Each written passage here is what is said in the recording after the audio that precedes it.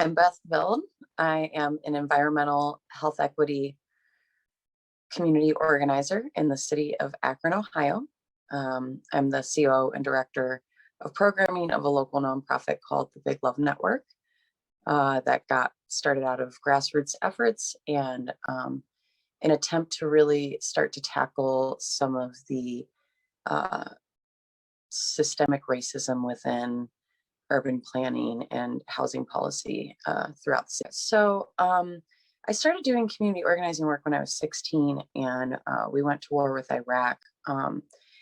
And my organizing career kind of always evolved, but as I was raised by two healthcare professionals, there was always an underlining message and understanding of health in a lot of the work that I was doing. And always was issue focused instead of instead of electing people, making sure that we're sticking to our issues. And I started going through these community organizer trainings and got a job with Ohio Organizing Collaborative working on statewide and national policy around Medicare, Medicaid, and Social Security.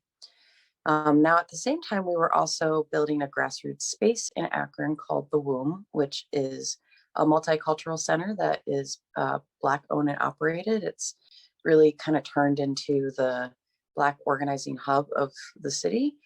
And I was helping to run a lot of the health and wellness programs out of there and helping to get their first, they're actually they had two community gardens, one that lasted a short period of time, but get their community gardens going. And out of that, started meeting a bunch of different people that really believed that we needed to start to kind of look at the environment and how that's affecting people's health outcomes and affecting just so many things. And when I say environment, I mean literally like the built and natural environment, not just like a park, but housing. What do our streets look like? How are things connected or disconnected? What communities have been historically disinvested in, and different things like this. And